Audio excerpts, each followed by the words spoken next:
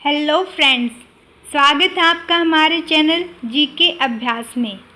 आज हम आपके लिए इकोनॉमिक सब्जेक्ट की क्वेश्चन सीरीज़ को शुरू करने जा रहे हैं, जिसमें हमारा पहला टॉपिक है भारतीय अर्थव्यवस्था के महत्वपूर्ण पहलू। हम इसको एक एक करके पार्ट्स में पढ़ेंगे।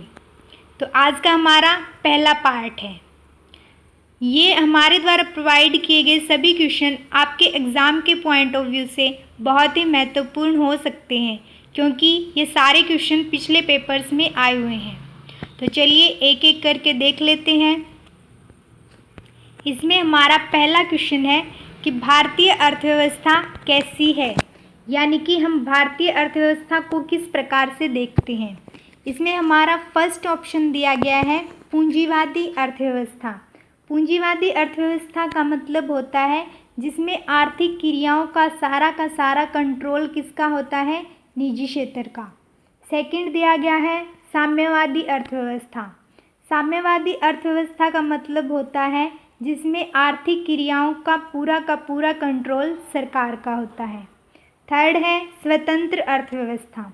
स्वतंत्र अर्थव्यवस्था का मतलब होता है जिसमें आर्थिक क्रियाओं संबंधी निर्णय बाजार की शक्तियों के हिसाब से लिए जाते हैं, यानी कि मांग और पूर्ति, डिमांड एंड सप्लाई के हिसाब से। एंड फोर्थ है मिश्रित अर्थव्यवस्था। मिश्रित अर्थव्यवस्था क्या होती है? पूंजीवादी अर्थव्यवस्था प्लस साम्यवादी अर्थव्यवस्था, इन दोनों की इंटरेक्शन से मिलती है। तो इन्होंने पूछा है कि भारतीय अर्थव्यवस्था कैसी है। तो भारतीय अर्थव्यवस्था की बात करें तो भारतीय अर्थव्यवस्था कैसी है? भारतीय अर्थव्यवस्था मिश्रित अर्थव्यवस्था है। तो हमारा राइट ऑप्शन हो जाएगा ऑप्शन नंबर डी। तो चलिए अगले क्वेश्चन को देख लेते हैं। मिश्रित अर्थव्यवस्था से क्या अभिप्राय है? वही जो हमने ऊपर पढ़ा, इसमें ऑप्शंस को देख लेते हैं। अर्थव्यवस्था में कृषि और उद्योग दोनों को बढ़ावा देना। सेकंड ऑप्शन है सरकारी व निजी क्षेत्र का सह अस्तित्व। थर्ड ऑप्शन है गरीब व अमीर का सह अस्तित्व। एंड फोर्थ ऑप्शन है छोटे और बड़े उद्योगों का सह अस्तित्व। तो हमारा राइट ऑप्शन हो जाएगा ऑप्शन नंबर बी, यानी कि सरकारी और निजी क्षेत्र का सह अस्तित्व। आगे हमारा थर्ड क्वेश्चन है आर्थिक विकास के दृष्टिकोण से भारत की गिनती होती है, यानी कि अगर हम भारत की अर्थव्यवस्था को कंपेयर करें दूसरे देशों के साथ तो भारत की अर्थव्यवस्था किस प्रकार की है। इसमें ऑप्शंस को देख लेते हैं। इसमें हमारा फर्स्ट ऑप्शन है पिछड़े राष्ट्र के रूप में।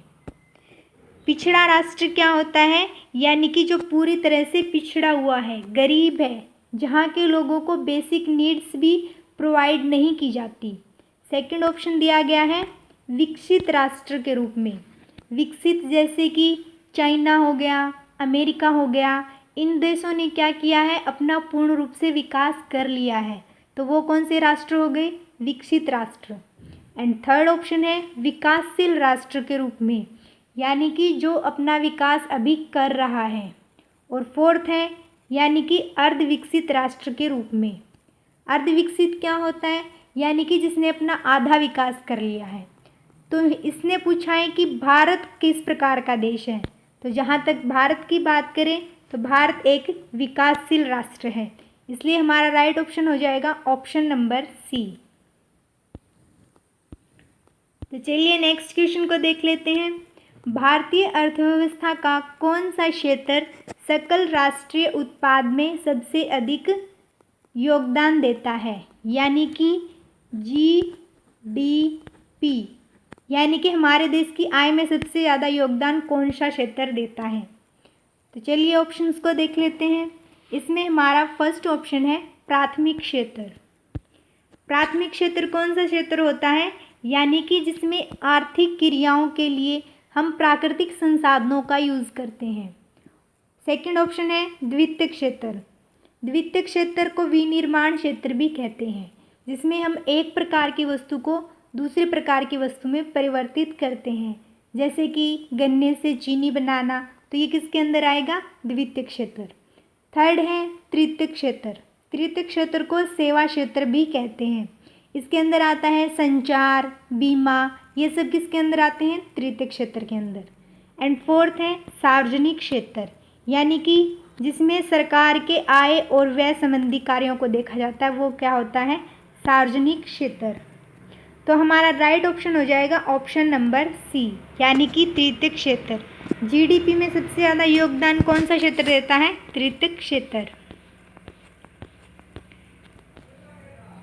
हमारा नेक्स्ट क्वेश्चन है, क्लोज्ड इकोनॉमी वह अर्थव्यवस्था है या बंद अर्थव्यवस्था वह अर्थव्यवस्था है जिसमें क्या होता है? तो हमें एक एक करके ऑप्शंस को देख लेते हैं। इसमें हमारा फर्स्ट ऑप्शन है मुद्रास्फीति पूर्णतः नियंत्रित होती है। मुद्रास्फीति को बोलते हैं प्राइस का बढ़ना, यानी कि प्राइस क्या होते हैं? बहुत ज़्यादा बढ़ जाते हैं, उसको बोलते हैं मुद्रास्फीति। तो मुद्रास्फीति क्या होती है? पूर्णतः नियंत्रित होती है, यानी कि वो बहुत ज़्यादा बढ़ नहीं रही होती। सेकंड ऑप्शन है घाटे की वित्त व्यवस्था, यानी कि अगर सरकार के सामने ऐसी कंडीशन आ जाती है कि वो घाटे में चल रही है, तो सरकार नई करेंसी जारी करके उससे छुटकारा पा सकती है। तो वो क्या होती है? घाटे की वित्त व्यवस्था। केवल निर्यात होता है। निर्यात का मतलब हो गया अपने देश से कोई चीज़ दूसरे देश में भेजना, वो होता है निर्यात, व्यापार के उद्देश्य से। एंड फोर्थ है न तो निर्यात होता है और न ही आयात होता है। तो जैसे कि क्लोज्ड इकोनॉमी नाम से ही पता चल रहा है कि बंद इकोनॉमी, तो जो बंद है इसका मतलब क्या हो गया कि उसका इंटरेक्शन दूसरे देशों के साथ नहीं है, यानी कि ना तो निर्यात होता है और न ही आयात होता है। तो हमारा राइट ऑप्शन क्या हो जाएगा? Option number D.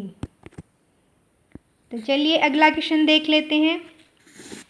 भारत में अधिकतर बेरोजगारी है, यानी कि भारत में ज़्यादातर कौन सी बेरोजगारी पाई जाती है? इसमें हमारा फर्स्ट ऑप्शन है तकनीकी बेरोजगारी।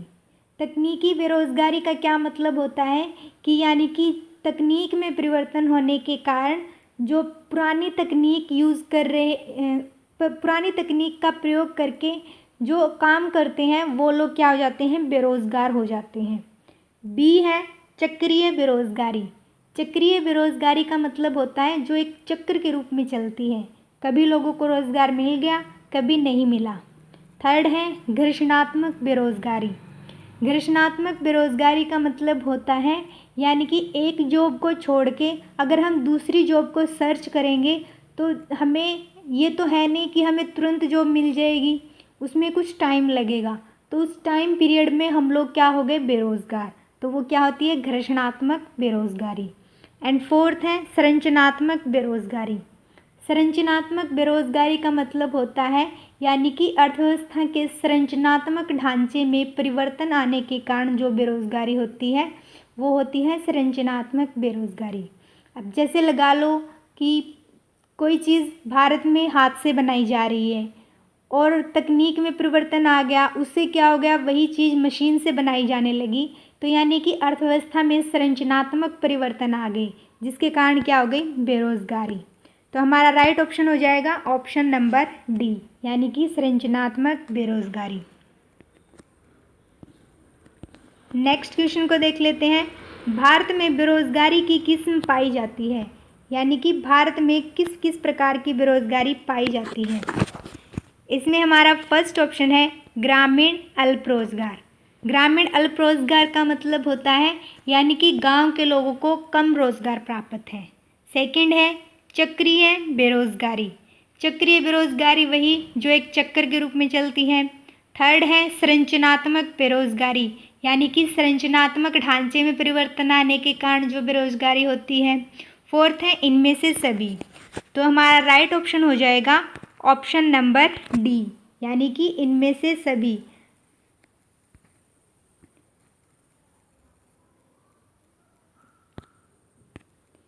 भारत में ये चारों प्रकार की बेरोज़गारी पाई जाती है।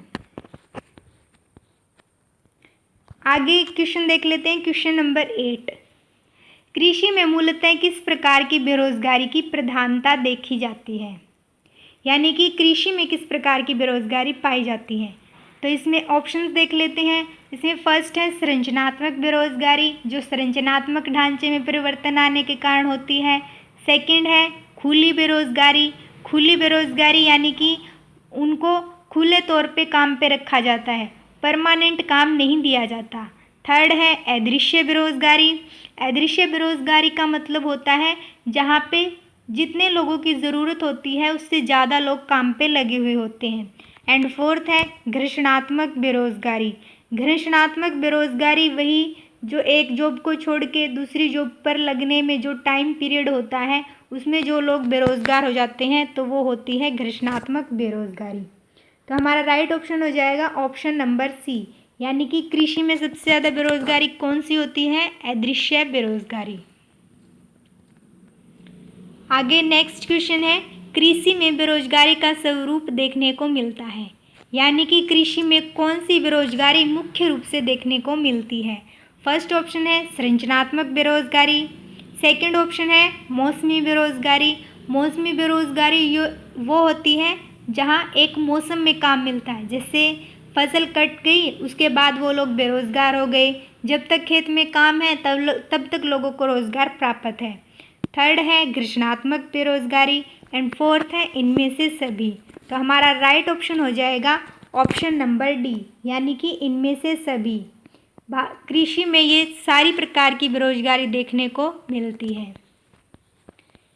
आगे नेक्स्ट क्वेश्चन है प्रच्छन्न बेरोजगारी का क्या अर्थ है, यानी कि प्रच्छन्न बेरोजगारी हम किससे समझते हैं? हमारा फर्स्ट ऑप्शन है काम करने के इच्छुक होना और काम न मिलना।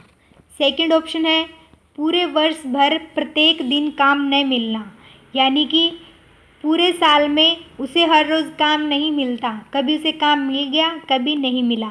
थर्ड है विशाल श्रम शक्ति को नियोजित करने के लिए पूंजी का अपर्याप्त होना, यानी कि भारत क्योंकि क्या है इसके अंदर जनसंख्या बहुत ज़्यादा है तो यानी कि श्रम शक्ति बहुत ज़्यादा हो गई तो उसको सभी लोगों को रोज़गार पर रखने के लिए हमारे पास इतना पैसा नहीं है। और फोर्थ है आवश्यकता से अधिक लोगों का कार्यरत होना। तो हमारा राइट ऑप्शन हो जाएगा ऑप्शन नंबर डी, आवश्यकता से अधिक लोगों का कार्यरत होना। इसी को बोलते हैं अदृश्य बेरोजगारी, जो हमने ऊपर पढ़ा है अदृश्य बेरोजगारी, उसी को प्रच्छन्न बेरोजगारी बोलते हैं। तो हमारा राइट ऑप्शन क्या हो जाएगा? आवश्यकता से अधिक लोगों का कार्यरत होना, यानी कि वो दिखाई नहीं देते कि वो बेरोजगार हैं लेकिन वो बेरोजगार होते हैं। जैसे कि एक खेत में लगा लो 2 लोगों की ज़रूरत है लेकिन घर के सारे सदस्य लगे हुए हैं तो वो क्या हो गई? प्रच्छन्न बेरोजगारी। आगे नेक्स्ट क्वेश्चन देख लेते हैं भारत में ग्रामीण क्षेत्रों में कौन सी बेरोजगारी सर्वाधिक पाई जाती है, यानी कि गांव में कौन सी बेरोजगारी पाई जाती है? फर्स्ट ऑप्शन है मौसमी बेरोजगारी, सेकंड ऑप्शन है अदृश्य बेरोजगारी, थर्ड ऑप्शन है उपरोक्त दोनों। तो हमारा राइट ऑप्शन हो जाएगा उपयुक्त दोनों, क्योंकि ग्रामीण क्षेत्र में लगा लो कृषि क्षेत्र में लगा लो तो ये दोनों ही प्रकार की बेरोजगारी पाई जाती है। नेक्स्ट क्वेश्चन है वर्तमान समय में देश में किस प्रकार की बेरोजगारी की समस्या बहुत गंभीर बनी हुई है, यानी कि बेरोजगारी के जो इतने प्रकार हमने ऊपर पढ़े हैं इनमें से सबसे गंभीर बेरोजगारी कौन सी बेरोजगारी है? इसमें हमारा फर्स्ट ऑप्शन है ग्रामीण बेरोजगारी, सेकंड ऑप्शन है शहरी बेरोजगारी, थर्ड ऑप्शन है शिक्षित बेरोजगारी एंड फोर्थ ऑप्शन है खुली बेरोजगारी। तो हमारा राइट ऑप्शन हो जाएगा ऑप्शन नंबर सी, यानी कि शिक्षित बेरोजगारी। शिक्षित बेरोजगारी का मतलब होता है यानी कि पढ़े लिखे लोगों को भी काम नहीं मिलता तो वो हो गई शिक्षित बेरोजगारी। अगर पढ़े लिखे लोगों को भी काम नहीं मिलेगा तो हमारे देश का विकास कैसे होगा? नेक्स्ट क्वेश्चन देख लेते हैं राष्ट्रीय ग्रामीण विकास संस्थान कहाँ अवस्थित है?